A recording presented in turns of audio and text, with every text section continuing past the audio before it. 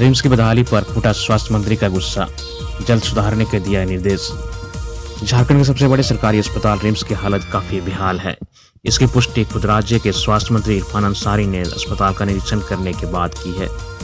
बता दें कि निरीक्षण के दौरान मंत्री इरफान अंसारी ने अस्पताल में कई बंद पड़े कमरे और खराब मशीनें पाई। ऐसे में उन्होंने अस्पताल प्रबंधन को फटकार लगाते हुए इन कमरों को खोलने और मशीनों का उपयोग करने का निर्देश दिया है। इस दौरान स्वास्थ्य मंत्री ने देखा कि अस्पताल में कई जगह फर्श टूटे हुए हैं और मरीजों के लिए पर्याप्त बेड भी उपलब्ध नहीं है। इस पर मंत्री इरफान अंसारी ने गहरी नाराजगी जताई। बताते चले कि इरफान अंसारी ने कहा कि मुख्यमंत्री द्वारा रिम्स में सुधार करने के लिए कई कदम उठाने के आदेश दिया गया है। इसके अंतर्गत पुराने उपकरणों को बदला जाएगा, इमरजेंसी में बेड की संख्या बढ़ाई जाएगी और जल्द ही सेंट्रल लैब भी शुरू किया जाएगा। इसे लेकर स्वास्थ्य विभाग के सचिव अजय सिंह ने जानकारी दी कि अभी रिम्स के इमरजेंसी में केवल 40 बेड हैं, जिन्हें बढ़ाकर 80 किया जाएगा। अजय ने बताया कि यह काम अगले 2 महीनों में पूरा हो जाएगा। वहीं इस संबंध में रिम्स के निदेशक ने माना है कि अस्पताल में बेड की कमी होने के कारण मरीजों को परेशानी होती है। इसके अलावा उन्होंने कहा कि वे मंत्री के निर्देशों का पालन करेंगे, साथ ही अस्पताल में सुधार लाने के लिए हर संभव कोशिश करेंगे। धनबाद स्टील फैक्ट्री में लगी भीषण आग। झारखंड के धनबाद जिले से एक बड़ी खबर सामने आ रही है। यहाँ गोविंदपुर क्षेत्र अंतर्गत आमाघाटा में शुक्रवार अहले सुबह पात इस्पात प्राइवेट लिमिटेड में आग लग गई। इसके बाद घटनास्थल के आसपास अफरा तफरी मच गई। स्थानीय लोगों ने तुरंत घटना की जानकारी दमकल विभाग को दी। सूचना मिलने पर पहुंची फायर ब्रिगेड की गाड़ी आग बुझाने की कोशिश करती नजर आई। हालांकि आग की लपटें इतनी तेज थी कि दमकल की एक गाड़ी आग को पूरी तरह नहीं बुझा पाई। ऐसे में मौके पर दमकल की दूसरी गाड़ी भी आग बुझाने पहुंची। 2 घंटे की कड़ी मशक्कत के बाद आग पर पूरी तरह से काबू पाया गया, लेकिन आग बुझाने तक काफी नुकसान हो चुका था। धनबाद में एचसीबी की टीम ने 6500 रुपया रिश्वत लेते रिकॉर्ड रूम के प्रधान सहायक समेत 2 को किया गिरफ्तार। एंटी करप्शन ब्यूरो की टीम ने धनबाद पुराने डीसी ऑफिस में संचालित जिला अभिलेखागार यानी रिकॉर्ड रूम में प्रधान सहायक और उसके एक सहकर्मी को गिरफ्तार कर लिया गया है। उन्हें 6500 रुपये रिश्वत लेते दबोचा गया। दोनों ने जमीन के दस्तावेज निकालने के एवज में रिश्वत की मांग की थी। एसीबी प्रधान सहायक संजय कुमार और उसके सहकर्मी सोमनाथ चटर्जी को एसीबी ने रंगे हाथ गिरफ्तार किया है। दोनों की गिरफ्तारी के बाद एसीबी की टीम ने भिस्तीपाड़ा स्थित देवालय अपार्टमेंट में संजय कुमार के फ्लैट में भी छापेमारी की। हालांकि टीम को उनके घर से कुछ हाथ नहीं लगा। एसीबी के डीएसपी जितेंद्र कुमार ने बताया कि शिकायतकर्ता धैर्य निवासी मनोहर महतो ने एसीबी से इनकी शिकायत की थी। उसने अपनी शिकायत में बताया था कि टुंडी क्षेत्र में उनकी एक जमीन है। जमीन के दस्तावेज निकालने के लिए पिछले कई दिनों से कार्यालय का चक्कर लगा रहे थे। 6500 रुपये रिश्वत की मांग उनके द्वारा की जा रही थी। रिश्वत नहीं देने पर ये दोनों उन्हें परेशान कर रहे थे। हर दिन कार्यालय का चक्कर लगाकर वे थक चुके थे। डीएसपी ने बताया कि शिकायत का सत्यापन कर टीम ने कार्यालय में दबिश्ती जाल बिछाकर रिश्वत लेते दोनों को रंगे हाथ गिरफ्तार किया गया। उन्होंने बताया कि इसी साल धनबाद रिकॉर्ड रूम से ही एक लिपिक सुवेंदु को भी रिश्वत लेते गिरफ्तार किया गया था। बाइक सवार अपराधियों ने स्वर्ण व्यवसायी से की लूटपाट। पलामू में अपराधियों ने एक स्वर्ण व्यवसायी को दिन दहाड़े लूट लिया। अपराधियों ने पहले इस व्यवसायी की बाइक में टक्कर मारकर उसे गिरा दिया।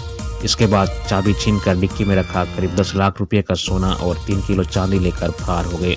घटना शुक्रवार को पाटन थाना क्षेत्र के किशनपुर तहसील मुख्य मार्ग में काला पहाड़ मोड़ पर हुई। इस लूट में 2 अपराधी शामिल थे।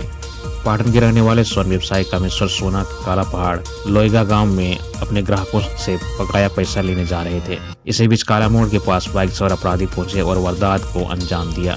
लूट का शिकार हुए कामेश्वर सोनी ने थाना में आवेदन देकर कार्रवाई की मांग की है। किशनपुर ओपी के एसआई प्रभात किरण घटनास्थल पर पहुंचे और मामले की जांच की। मैयत सम्मान कार्यक्रम स्थगित। 1 जनवरी तक नहीं होंगे कोई भी राजकीय समारोह। 28 दिसंबर को होने वाले मैयत सम्मान कार्यक्रम स्थगित कर दिया गया है। दरअसल देर रात पूर्व प्रधानमंत्री डॉक्टर मनमोहन सिंह का निधन हो गया, जिस कारण राज्य में कोई राजकीय समारोह नहीं किया जाएगा। हालांकि मैयत सम्मान योजना के तहत लाभुकों के खाते में 2500 रुपये की राशि कल से ही भेजी जाने लगी है। 28 दिसंबर को नामकुम में एक कार्यक्रम के दौरान मुख्यमंत्री हेमंत सोरेन 5 लाभुक महिलाओं के बैंक खाते में सामूहिक रूप से राशि ट्रांसफर करने वाले थे, लेकिन अब यह कार्यक्रम स्थगित कर दिया गया है। राजकीय शोक के बाद किसी भी दिन कार्यक्रम आयोजित की जा सकती है। भारत के पूर्व प्रधानमंत्री डॉक्टर मनमोहन सिंह के निधन पर भारत सरकार की ओर से 7 दिनों का राष्ट्रीय शोक घोषित किया गया है। इस कारण अब झारखंड में भी 26 दिसंबर से लेकर 1 जनवरी तक किसी भी प्रकार का राजकीय समारोह नहीं आयोजित किया जाएगा। बता दें कि राष्ट्रीय शोक के दौरान राज्य के सभी भवनों जहां नियमित रूप से राष्ट्रीय ध्वज फहराए जाते हैं वहां आधे झुके रहेंगे। जानकारी होगी, इसको लेकर मुख्यमंत्री हेमंत सोरेन के संयुक्त सचिव की ओर से पत्र जारी कर जानकारी दी गई है। पूर्व प्रधानमंत्री मनमोहन सिंह के निधन पर मुख्यमंत्री ने जताया शोक। मुख्यमंत्री हेमंत सोरेन ने पूर्व प्रधानमंत्री डॉक्टर मनमोहन सिंह के निधन पर शोक जताया है। अपने शोक संदेश में मुख्यमंत्री ने कहा कि देश के पूर्व प्रधानमंत्री और विश्वविख्यात अर्थशास्त्री मनमोहन सिंह के निधन का समाचार अत्यंत दुखदायी है। विकासशील राजनीति और गवर्नेंस के पुरोधा स्वर्गीय सिंह ने निस्वार्थ भाव के साथ देश और देशवासियों की सेवा में अपना पूरा जीवन लगा दिया था। आज मनमोहन सिंह हमारे बीच नहीं हैं, मगर उनके आदर्श और विचार हमेशा प्रेरणा देते रहेंगे। वित्त मंत्री राधाकृष्ण किशोर ने कहा, नहीं होगा महंगा पेट्रोल डीजल। वित्त मंत्री राधाकृष्ण किशोर ने कहा है कि झारखंड में फिलहाल पेट्रोल डीजल महंगा नहीं होगा। पेट्रोल डीजल पर सेस लगाने का फैसला राज्य सरकार ने नहीं लिया है। उन्होंने कहा कि पिछले दिनों विभागीय बैठक में इसको लेकर चर्चा जरूर हुई है, लेकिन इस पर किसी तरह का फैसला नहीं लिया गया है। सरकार किसी निर्णय पर नहीं पहुंची है। सरकार राजस्व बढ़ाने की दिशा में काम कर रही है। हम इसके विभिन्न आयामों को देख रहे हैं। राज्य में राजस्व को कैसे बढ़ाया जाए, इसको लेकर विभिन्न विभागों से चर्चा हो रही है। ऐसे कई क्षेत्र हैं जिससे राज्य सरकार राजस्व की बढ़ोतरी कर सकती है। उल्लेखनीय है कि राज्य में अभी पेट्रोल डीजल पर 22% वैट लागू है। वैट के रूप में उपभोक्ताओं को प्रति लीटर 12 रुपये से 17 रुपये अतिरिक्त देने पड़ते हैं। जयराम समेत 7 अन्य पर चोरी और कब्जे को लेकर केस दर्ज। डुमरी विधायक जयराम महतो समेत 7 नामजद और 30-40 अज्ञात लोगों के विरुद्ध चंद्रपुरा थाने में प्राथमिकी दर्ज की गई है। सीसीएल ढोरी क्षेत्र के सुरक्षा पदाधिकारी सुरेश कुमार सिंह की शिकायत पर दर्ज की गई प्राथमिकी में जयराम महतो और उनके समर्थकों पर मंकोली सेंट्रल कॉलोनी स्थित क्वार्टर नंबर D2 पर जबरन कब्जा करने, चोरी करने के अलावा सरकारी कार्य में बाधा डालने, मजिस्ट्रेट पुलिस बल, CISF जवानों, CCL कर्मियों से अभद्र व्यवहार व गाली गलौज करने के आरोप लगाए गए हैं। सुरक्षा पदाधिकारी सुरेश कुमार सिंह के अनुसार 25 दिसंबर की शाम 5:30 बजे सूचना मिली कि मकोली स्थित क्वार्टर में अज्ञात लोग जबरन कब्जा कर रहे हैं। सूचना पाकर वे अन्य अफसरों के साथ मौके पर पहुंचे। उन्होंने देखा कि 25-30 अज्ञात युवक क्वार्टर में घुसकर हल्ला कर रहे हैं। वहीं क्वार्टर में रहने वाले प्रशिक्षु पदाधिकारी विनय कुमार वर्मा, राहुल राज और प्रद्युमन कुमार डरे गए थे। वे बार बार युवक खुद से बचाव का अनुरोध कर रहे थे। बातचीत के क्रम में पता चला कि सभी युवक JLKM पार्टी के कार्यकर्ता हैं और डुमरी विधायक जयराम महतो के आदेश पर वहां क्वार्टर में झंझट कर रहे थे। इसकी सूचना तुरंत स्थानीय पुलिस व CCL प्रबंधन को दी गई। रात करीब 2 बजे उत्पात कर रहे युवकों के समर्थन में विधायक जयराम महतो क्वार्टर पर पहुंचे। आरोप है कि इस दौरान विधायक जयराम महतो ने अभद्र भाषा का प्रयोग करते हुए गाली गलौज की और आवासीय दंडाधिकारी व पुलिसकर्मियों को औकात में लाने की बात कही। इसके बाद दंडाधिकारी ने भीड़ को नाजायज मजमा घोषित कर दिया और पुलिस को क्वार्टर में घुसे युवकों को निकालने का निर्देश दिया। मुख्यमंत्री ने स्वास्थ्य व्यवस्था और राजधानी की यातायात व्यवस्था की रीडेवलपमेंट को लेकर की विशेष बैठक। मुख्यमंत्री हेमंत सोरेन ने कहा है कि राज्य के सभी मेडिकल कॉलेज एवं अस्पताल तथा जिला अस्पतालों का हेल्थ सर्किट बनाया जाए। इससे कि जरूरत के हिसाब से मरीजों को एक अस्पताल से दूसरे अस्पतालों में शिफ्ट किया जा सके। वहीं किसी एक अस्पताल पर मरीजों का ज्यादा दबाव नहीं पड़ेगा। इसके अलावा मुख्यमंत्री ने राजधानी रांची के लिए रीडेवलपमेंट प्लान बनाने का निर्देश दिया है। मुख्यमंत्री गुरुवार को प्रोजेक्ट भवन में स्वास्थ्य सुविधा और राजधानी को लेकर बैठक कर रहे थे। उन्होंने जहां रिम्स परिसर से अतिक्रमण हटाने का निर्देश दिया, वहीं नए और आधुनिक मशीन लगाने की बात भी कही। मुख्यमंत्री हेमंत सोरेन ने राजधानी रांची के रीडेवलपमेंट प्लान, बढ़ रहे ट्रैफिक प्रेशर और उससे निजात के लिए उठाए जा रहे कदमों को लेकर पथ निर्माण विभाग व रांची नगर निगम के अधिकारियों के साथ बैठक की। मुख्यमंत्री ने सुंदर और स्मार्ट रांची बनाने की दिशा में अधिकारियों को कई निर्देश दिए। उन्होंने कहा कि क्लीन एंड ग्रीन रांची के लिए हम सभी को मिलजुल कर प्रयास करना होगा। इसमें आम लोगों की भागीदारी सुनिश्चित करने की दिशा में भी पहल की जानी चाहिए। इस मौके पर पथ निर्माण विभाग की ओर से प्रेजेंटेशन के जरिए रांची में नए फ्लाईओवर तथा सड़कों के निर्माण और इनर व आउटर रिंग रोड की योजना की जानकारी दी गई।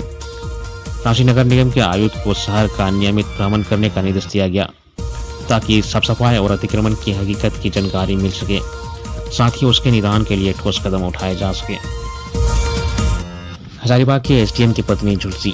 बचाने के क्रम में एसडीएम के दोनों हाथ झुलस गए। हजारीबाग सदर एसडीएम अशोक कुमार की पत्नी अनीता कुमारी गंभीर रूप से झुलस गई। पत्नी को बचाने के क्रम में सदर एसडीएम भी दोनों हाथ झुलस गए। हादसा एसडीएम के सरकारी आवास में गुरुवार सुबह 7 बजे हुआ। आनंद फानन में दंपति को पहले आरोग्यम अस्पताल और उसके बाद बोकारो जनरल हॉस्पिटल में लाया गया। यहां दोनों को बर्न वार्ड में भर्ती कराया गया। डॉक्टरों के अनुसार अनीता कुमारी 65% झुलस गई है। देर शाम उन्हें रांची के मेडिकल अस्पताल में रेफर कर दिया गया। वहीं इस मामले में अनीता कुमारी के बड़े भाई चतरा जिले के गिद्धौर थाना क्षेत्र के पिंडर कौन गांव के रहने वाले कमेश्वर गुप्ता ने आरोप लगाया है कि उनकी बहन को जलाया गया है। इधर एसडीएम का कहना है कि इस पूरी घटना में उनका कोई हाथ नहीं है। यह घटना स्वतः और अचानक हो गई है। अपनी पत्नी को बचाने के क्रम में उनके हाथ भी जल गए और उस वक्त वह सोचने समझने की स्थिति में नहीं थे। वहीं इस मामले में संबंधित थाना क्षेत्र के प्रभारी ने कोई मामला दर्ज होने से इनकार किया है। साथ ही कहा है कि इस तरह की कोई सूचना उन्हें नहीं मिली है। घटना की सूचना मिलते ही वरीय पदाधिकारी घटनास्थल पर पहुंचे और घटना के बाद सदर एसडीओ आवास गुरुवार को बंद रहा। दामोदर नदी को प्रदूषण मुक्त करने के लिए बनाए जाएंगे 5 सीवरेज ट्रीटमेंट प्लांट। दामोदर नदी को प्रदूषण से बचाने के लिए धनबाद में सीवरेज ट्रीटमेंट प्लांट का निर्माण कराया जाएगा। गंगा नदी को स्वच्छ रखने के लिए भारत सरकार द्वारा गठित national mission for clean Ganga के तहत दामोदर नदी को साफ रखने की योजना तैयार की गई है। सीवरेज ट्रीटमेंट प्लांट का निर्माण जुटको के माध्यम से कराया जाएगा। कुल 192 MLD की क्षमता वाले 5 STP बनाए जाएंगे। प्रस्तावित STP के निर्माण की लागत 518 करोड़ होगी। गुरुवार को नई दिल्ली स्थित नमामि गंगे कार्यालय में STP निर्माण के लिए त्रिपक्षीय समझौते पर हस्ताक्षर किया गया। NMCG जुटको व Dhanbad waste water management private limited के प्रतिनिधियों ने समझौते पर हस्ताक्षर किए। परियोजना का उद्देश्य दामोदर नदी में गंदे पानी को गिरने से रोककर उसे प्रदूषण मुक्त करना है। इसके लिए 192 MLD क्षमता वाले कुछ 5 सीवरेज ट्रीटमेंट प्लांट विभिन्न स्थानों पर लगाए जाएंगे। इसके अलावा नदी को प्रदूषण मुक्त रखने के लिए हाइब्रिड मॉडल पर आधारित पंपिंग स्टेशन का भी निर्माण किया जाएगा। हाइब्रिड मॉडल STP के प्रभावी रूप से दीर्घावधि तक कार्य करते रहने के लिए निजी लोक भागीदारी का सुगम माध्यम है। दामोदर नदी के पानी की गुणवत्ता बढ़ाने, प्रदूषण कम करने और क्षेत्र में इकोलॉजिकल गतिविधियां बढ़ाने के लिए प्रयास किए जा रहे हैं। समझौते पर हस्ताक्षर के दौरान NMSG के DG Rajiv Kumar Mittal, DDG Narendra Kumar Srivastava, ED Vijendra स्वरूप सूडा के निदेशक अमित कुमार, जुटको के PDD गोपाल जी, DGM आलोक कुमार व प्रोजेक्ट मैनेजर राधाकांत सिंह उपस्थित थे। झारखंड में 28-29 दिसंबर को छाए रहेंगे बादल। बंगाल की खाड़ी में निम्न दबाव का क्षेत्र बनने से झारखंड के कई हिस्सों में 28 व 29 दिसंबर को आकाश में बादल छाए रहेंगे। वहीं कई हिस्सों में बूंदाबूंदी की भी संभावना व्यक्त की गई है, जबकि 30 व 31 दिसंबर व 1 जनवरी को सुबह में घना कोहरा छाया रहेगा। न्यूनतम तापमान में 2 से 3 डिग्री सेल्सियस की कमी आएगी। मौसम विभाग के अनुसार 28 दिसंबर को राज्य के पश्चिमी मध्य तथा निकटवर्ती उत्तरी भाग तथा 29 दिसंबर को दक्षिणी तथा निकटवर्ती मध्य भाग में हल्की बारिश हो सकती है। डायन विषाही के शक में पूर्व मुखिया की पत्नी की हत्या। गुमला जिले के कामरा प्रखंड के कुरपुरा थाना क्षेत्र स्थित कुलबुरु गैटोली गाँव में डायन विषाही के शक में पूर्व मुखिया स्वर्गीय चौड़ैया मुंडा की पत्नी इतवारी मुंडायन की कुल्हाड़ी के सिर पर वार कर हत्या कर दी गई। हत्या का आरोप गांव के युवक सुनील आइन पर लगा है। यह घटना बुधवार देर शाम में हुई है। गुरुवार सुबह की घटना की सूचना मिलने पर पुलिस मौके पर पहुंची और शव को कब्जे में लेकर पोस्टमार्टम के लिए गुमला सदर अस्पताल भेज दिया गया। पुलिस ने आरोपी युवक को गिरफ्तार कर लिया है। पुलिस की पूछताछ में युवक ने अपना जुर्म कबूल कर लिया है। उसने पुलिस को बताया कि अक्सर उसके घर के सदस्य बीमार रहते थे। उसे शक था कि इतवारी मुंडायन डायन विषाही कर जादू टोना करती है, जिससे उसका परिवार परेशान रहता है। इसलिए उसने इतवारी मुंडायन की हत्या कर दी। रेलवे सुरंग के मलबे में दबकर टुंडी के मजदूर की मौत। निर्माणाधीन ऋषिकेश कर्णप्रयाग रेल लाइन की सुरंग में कमजोर चट्टान से मलबे गिरने से 2 मजदूरों इसकी चपेट में आ गए। इस हादसे में एक मजदूर की मौत हो गई, दूसरा घायल हो गया। मृत मजदूर की पहचान टुंडी के नेरा निवासी श्यामलाल मरांडी के रूप में की गई है। ऋषिकेश कर्णप्रयाग रेल लाइन की घोलतीर सुरंग में काम चल रहा है। बुधवार सुबह 8 बजे सुरंग में अलग अलग जगह पर काम कर रहे थे। इस दौरान सुबह 9 बजे सुरंग में एक कमजोर चट्टान का मलबा 2 मजदूरों पर गिर गया। दूसरा घायल दीपचंद शहडोल मध्य प्रदेश का निवासी है। चाईबासा में आदिवासी हो समाज महासभा कला एवं संस्कृति भवन में मिलन समारोह आयोजित। चाईबासा में आदिवासी हो समाज महासभा कला एवं संस्कृति भवन में मिलन समारोह आयोजित किया गया, जिसमें हरिगुटू में हो हयम मार्शल अखाड़ा में ऑनलाइन हो भाषा और लिपि सीख रहे विभिन्न राज्यों के विद्यार्थी शामिल हुए। इस दौरान उन्हें प्रशस्ति पत्र देकर भाषा के प्रति जागरूकता भी किया गया। समारोह में मुख्य अतिथि पद्मश्री डॉक्टर जानम सिंह सोई शामिल हुए। उन्होंने हो हयम मार्शल अखाड़ा का मनोबल बढ़ाया। उन्होंने कहा कि मातृभाषा अपने समाज की संस्कृति, इतिहास और परंपरा का दर्शन कराती है। वह अपने समाज के विकास के प्रति प्रेरित करती है। भाषा को 8वीं अनुसूची में शामिल करवाने के लिए सरकार का क्या जवाब है और राष्ट्रीय स्तर पर पहचान बनाने के लिए समाज का क्या योगदान है, इस पर युवा महासभा महासचिव गब्बर सिंह हेम्ब्रम ने अपने विचार व्यक्त किए। इस दौरान असुरा के रविंद्र पाल संस्कार स्कूल के बच्चे ने हो भाषा और लिपि पर एक नृत्य पेश कर सबका मन मोह लिया। वहीं हो हयम मार्शल अखाड़ा का इतिहास पर प्रकाश डालते हुए गुआई गगराय ने संस्थापक सिंगापुर में नर्सिंग ऑफिसर के रूप में कार्य कर रहे पंगेला सामंग, सहयोगी नीलिमा बारदा व अमनदीप कौर को धन्यवाद दिया। सरायकेला सदर अस्पताल में डायलिसिस सेवा शुरू। सरायकेला सदर अस्पताल परिसर में 7 माह बाद फिर से डायलिसिस सेवा शुरू हो गई है। दरअसल टेक्नीशियन और चिकित्सक की कमी के कारण 7 माह पहले डायलिसिस सेवा बंद कर दी गई थी। अब टेक्नीशियन की नियुक्ति होने के बाद डायलिसिस सेंटर चल रहा है। मरीजों को भी इसका लाभ मिल रहा है। डायलिसिस के लिए प्रत्येक माह एक चिकित्सक सेंटर में आते हैं। जिन मरीजों को दवा और उपचार के बारे में जानकारी लेनी होती है, वे चिकित्सक से मिलते हैं। डायलिसिस सेंटर सदर अस्पताल के परिसर में स्थित है। इसके कारण विशेष परिस्थिति में मरीजों अस्पतालों के चिकित्सक से भी परामर्श लेते हैं। सदर अस्पताल के डायलिसिस सेंटर में कार्यरत टेक्नीशियन उमा महतो ने बताया कि सेंटर ESKG संजीवनी एजेंसी से संचालित हो रहा है। एजेंसी ने टेक्नीशियन की नियुक्ति की है। वहीं के चिकित्सक प्रत्येक माह सेंटर आते हैं, मरीजों को उनकी जरूरत के अनुसार परामर्श देते हैं। टेक्नीशियन ने बताया कि किडनी बीमारी से पीड़ित मरीजों को डायलिसिस की आवश्यकता पड़ती है। एजेंसी की ओर से BPL और आयुष्मान कार्ड धारकों का निःशुल्क डायलिसिस किया जाता है। वहीं सामान्य मरीजों को प्रत्येक डायलिसिस के लिए 1206 रुपये फीस के तौर पर देना पड़ता है। रामू मेडिकल कॉलेज के 19 चिकित्सकों का वेतन रोका। मेदिनी राय मेडिकल कॉलेज एवं अस्पताल के प्राचार्य डॉक्टर PN महतो के अनुशासनात्मक कार्रवाई करते हुए कॉलेज के 19 डॉक्टरों के वेतन पर अगले आदेश तक के लिए रोक लगा दी है। आरोप है कि उक्त सभी डॉक्टर बायोमेट्रिक अटेंडेंस बनाने में लगातार लापरवाही बरत रहे थे। जांच में पता चला कि ये डॉक्टर या तो देर से अटेंडेंस बनाते या बनाते ही नहीं। प्राचार्य ने इस कार्रवाई की जानकारी वरीय पदाधिकारियों को भी दी है। इस संबंध में प्राचार्य डॉक्टर महतो ने कहा कि सरकारी डॉक्टरों को अपनी सेवा के प्रति सजग रहना होगा, साथ ही उन्हें हर हाल में नियम का पालन करना होगा। सीनियर हो, जूनियर हो या फिर मेडिकल कॉलेज के छात्र सभी को अनुशासन में रहना होगा। मेडिकल कॉलेज के छात्र छात्राएं अगर 2 पहिया लेकर कैंपस के बाहर निकलते हैं तो उन्हें यातायात नियमों को पालन करना होगा। जो भी छात्र छात्राएं कैंपस से बाहर जाते हैं उन्हें रात के 8 बजे से पहले कैंपस में लौटना होगा। जमशेदपुर में 9 आदिवासी साहित्यकारों को मुख्यमंत्री करेंगे सम्मानित। जमशेदपुर के सीताराम डेरा स्थित आदिवासी एसोसिएशन हॉल में गुरुवार को all India Santhali writers association केंद्रीय कमेटी ने संवाददाता सम्मेलन किया। एसोसिएशन के महासचिव रविंद्रनाथ मुर्मू ने बताया कि 37वें international Santhali writers conference and literary festival का आयोजन 28 व 29 दिसंबर को करंडी स्थित दिसोम जाहिर में होगा।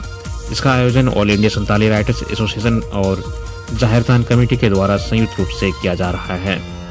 28 दिसंबर को उद्घाटन सत्र में बतौर मुख्य अतिथि झारखंड के मुख्यमंत्री हेमंत सोरेन व विशिष्ट अतिथि के रूप में मंत्री दीपक बिरुवा, मंत्री रामदास सोरेन, पश्चिम बंगाल के झारग्राम लोकसभा के सांसद पद्मश्री खीरवाल सोरेन, कोटका विधायक Sanjeev Sardar, Tata steel CSR chief स्वरम राय, नेपाल के पूर्व सांसद मोहन टुडू, असम विधानसभा के पूर्व स्पीकर पृथ्वी मांझी, MPC कॉलेज बरिपदा के पूर्व प्राचार्य पद्मश्री डॉक्टर दमयंती बेसरा, जाहिरतान कमेटी अध्यक्ष CR मांझी मौजूद रहेंगे।